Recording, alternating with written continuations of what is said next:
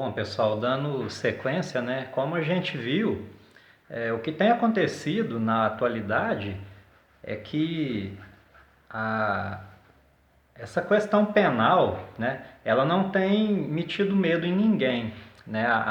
Essas pessoas que tendem, né, a se manter no caminho mau, a praticar más obras, elas não se sentem intimidadas pela aplicação da lei, pela aplicação da pena, né? Ao contrário, a gente vê elas praticando e ainda assim querendo sair bem, né? Sair de bonzinho, sair de bom moço.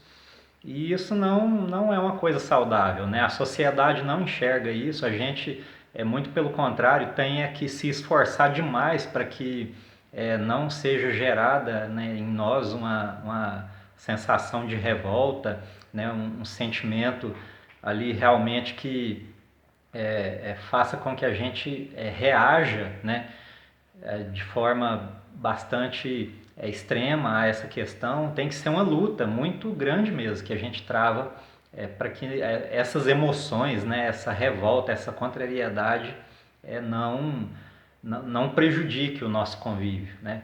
Porque aí, né, entra aqui a questão do título, né? Quem é o criminoso, né? De que lado você está?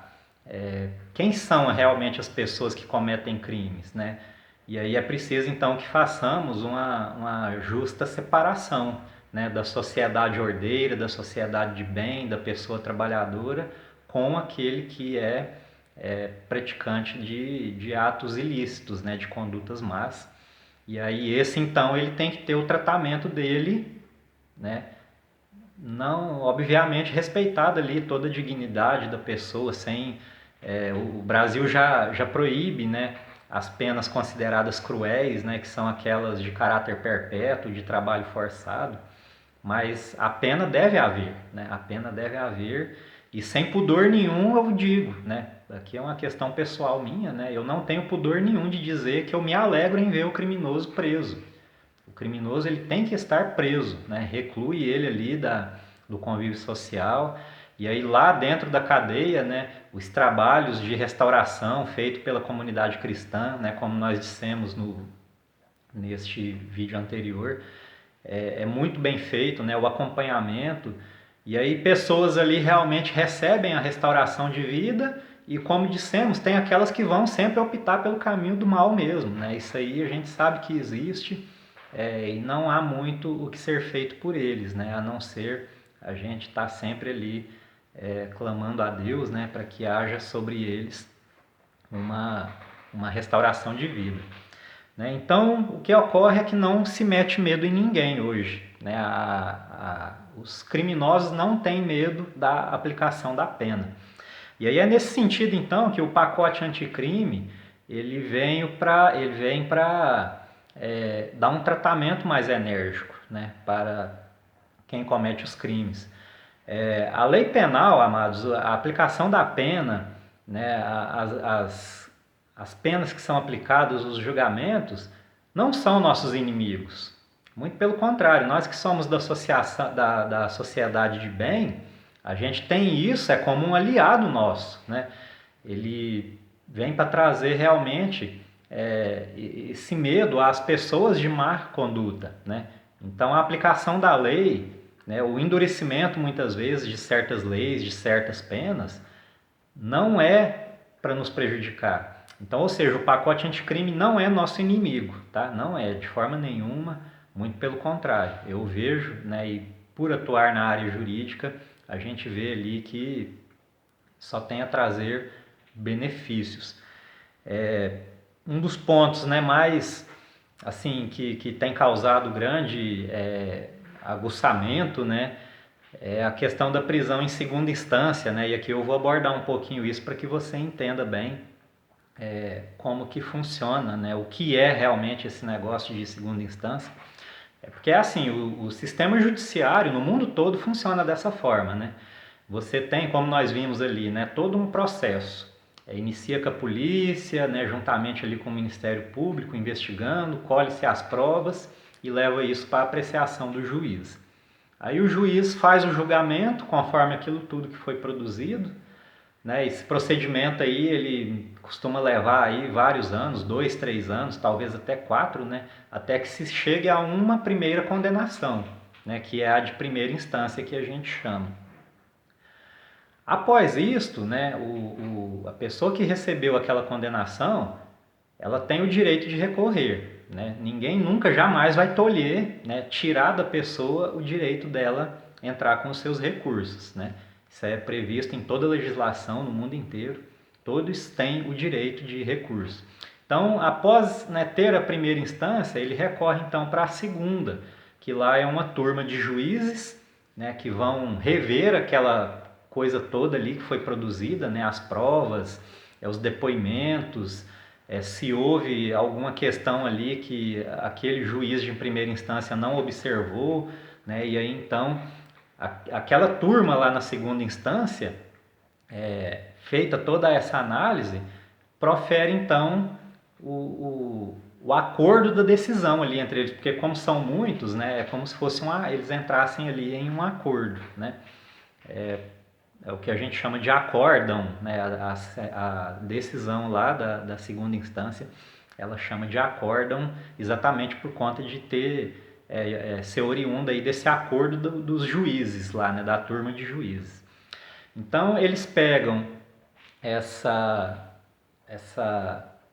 prova toda que foi produzida, analisa e profere lá então o acórdão deles, né?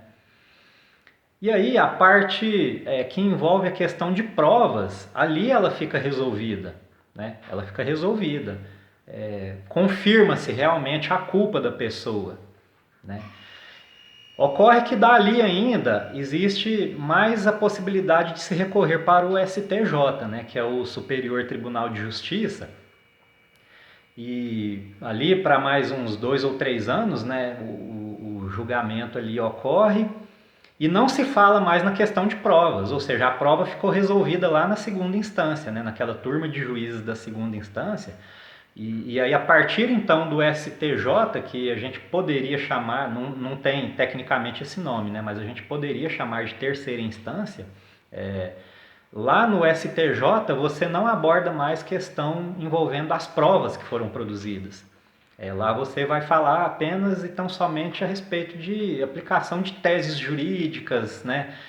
Algum prazo talvez que não tenha sido observado, alguém que tinha que ter falado primeiro, o outro, né, falado depois, enfim, não altera nada ao que foi produzido de provas, né? Ou seja, se o juiz de primeira instância achou a prova boa, né, condenou a pessoa, aí subiu para a segunda, o tribunal também manteve, né? Manteve a condenação, então, ou seja, formou a culpa, né? Formou a culpa. E aí, embora com a culpa formada, tá lá provado que a pessoa cometeu o crime, né? E tudo assim, mesmo assim lá no STJ o processo vai rodar lá por mais alguns anos. E aí, né? Prevalece aí esse negócio da presunção da inocência, né? Aí não bastasse isso, ele ainda pode levar isso para o STF, que é o Supremo Tribunal Federal, e lá também demorar lá mais uns 5, 8 ou 10 anos. Então vocês vejam que a grande preocupação da atualidade é que o processo criminal, ele pode-se dizer que ele não termina, né? Ele não termina. E como a questão da prova já ficou resolvida lá na segunda instância, é isso então que tem motivado essa discussão toda, né? Inclusive, enquanto estamos falando aqui nesse momento, está ocorrendo lá no STJ, no STF, o julgamento a respeito de se aplica prisão já na segunda instância, né, após a confirmação da prova, ou se vai ter que aguardar todos esses tribunais superiores ainda analisar, né? Então você tem aí um processo criminal que vai durar aí tranquilamente 10, 15, 20 anos, né? Muitas vezes com a prova confirmada já lá na segunda instância, e ainda assim tendo que aguardar essa quantidade enorme de anos para que a pessoa sofra a pena, né, por aquilo que ela praticou. Então, nesse sentido, uma das alterações propostas no pacote anticrime, né, é deixar claro isso, né, que confirmada a prova, né, da autoria do crime já na segunda instância, a pessoa ela já possa ser recolhida à prisão e dar o início ali ao cumprimento da sua pena, né? A gente vê assim, falando desses crimes mais graves, né, que, como dissemos aqui, são os crimes contra a pessoa, né, contra o patrimônio e contra a administração pública, que já tem a pena de prisão mesmo. Você pega e fecha o cara, né, lá na cadeiosa. Aqueles crimes não, as condutas de menos gravidade, né, que a gente viu, aí tem lá as medidas, né, que a gente viu que são multas, né, prestação de serviço. E um outro aspecto, né, só lembrando que esse negócio da prisão em segunda instância, nos países, nas democracias já bem desenvolvidas, é o que vigora, tá? Só que no Brasil que existe aí essa tentativa, né, por conta que nós dissemos que como é praticado por gente poderosa, né, os crimes contra a administração pública, então eles estão lá se debatendo, babando, mordendo no osso de tudo quanto é forma para manter sim, né? Porque para eles quanto mais o processo seguir, né, vai seguindo 10 anos, 15 anos, 20 anos, para eles melhor, né? E enquanto a gente aqui na base social, né, aqui nas ruas, padecemos muito. Tem também a questão dos atos de defesa, né, que vai facilitar bastante para nós, que é a questão da gente poder se defender, porque não justifica nada, né? Você ter a classe criminosa muito bem preparada, muito bem armada, muito bem organizada e não ter um ato de defesa contra isso, né? Então existe lá aquela questão de posse, de porte de arma, que aí faremos vídeos específicos em relação a isso. É só uma questão aqui, tá, pessoal? Aqui eu já vou adiantar só mesmo para fins de clarear as ideias. Eu particularmente sou a favor, muito a favor mesmo, de ter o posse e a porte de arma, tá? Porque isso não é uma coisa que vai ser assim para todo mundo, não é uma obrigação de que a sociedade vai ter que se armar. Não, isso aqui é para quem quer, né? Para quem gosta, quem se interessa, né, por essas coisas mecânicas, igual a arma, né? Ela tem ali toda uma mecânica interessante de funcionamento, então tem muita gente que se interessa por isso e, ao meu ver, deve ter, né? Pode ter, quem desejar pode ter. E o posse, o porte e a posse da arma, ela vai ser então só para essas pessoas que desejam ter, né? E não é só chegar lá na loja, comprar e oba, estou resolvido, não. É todo um processo criterioso que é feito, né? A pessoa tem que ter os exames psicológicos específicos feitos, treinamento de tiro e manuseio de arma, né? Então, ou seja, até corre uma brincadeira aí, né? Que as mulheres, ao escolher um pretendente, né, para namorar ou para se casar, escolha um que tenha o posse, que tenha a posse ou o porte de arma, porque ele é um cara bem preparado, ele demonstrou ter um bom domínio psicológico, né? Ele tem ali uma boa habilidade. Além do que tem o custo também, porque comprar arma é caro e aí você tem que fazer o registro daquilo que também não é barato. Então vocês pensam assim, que não é uma coisa para jogar assim na sociedade e falar, bom, todo mundo agora vai ter arma. Não, isso é uma coisa que é realmente para quem tem esse interesse, né? E temos ainda também a questão do endurecimento das penas, né? Que é do momento ali que a pessoa foi para cumprir a pena, ela não tem que ter muito benefício. Não, a pena dela foi determinada e ela cumpre então a pena, né, que foi a ela imposta. Sem saidões, né, que é aquele negócio da pessoa estar dentro do presídio e em determinadas épocas do ano ele sai, tem o direito de sair.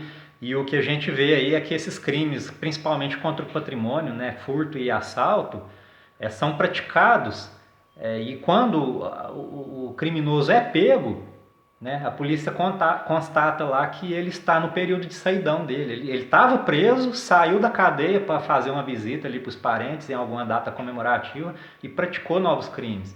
Então vocês vejam que isso é uma aberração, né?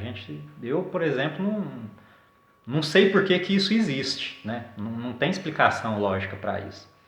Então, prever o fim, né, desses saidões, desses benefícios, dessas bondades, vamos se dizer, que são praticadas para, né, o pessoal que cumpre pena fechado. E, né, o que a gente tinha, assim, o conteúdo é extenso, isso aqui são aulas, né, que a gente vê lá no curso de Direito, a gente gasta um ano inteiro, né, para lidar a respeito desses temas, e a gente tenta aqui trazer dessa forma bem simples, né, bem assim, enxutinha mesmo, condensada, para que nós aqui na sociedade tenhamos pelo menos uma noção de como que isso é feito, de como isso nos atinge, né, e o que pode ser feito para melhorar. Sabe? Então eu gostaria aqui de deixar, né, novamente mais um pedido de desculpas pela simplicidade, e eu gostaria muito, né, que a sociedade se tornasse boa, né? A gente tem aí uma parte da nossa classe política que infelizmente defende, né? Eles defendem realmente o criminoso, né? Quer passar a mão na cabeça, quer dar tudo quanto é tipo de benefício. Por isso vimos aí ao longo dos anos a crescente alta, né, nos índices de criminalidade. E agora no início deste ano, né, com a posse deste novo governo, absurdamente a gente já tem visto os índices de criminalidade cair, né? Inclusive tem sido noticiado aí em muitos veículos de comunicação, né? Tá aí público para todo mundo ver.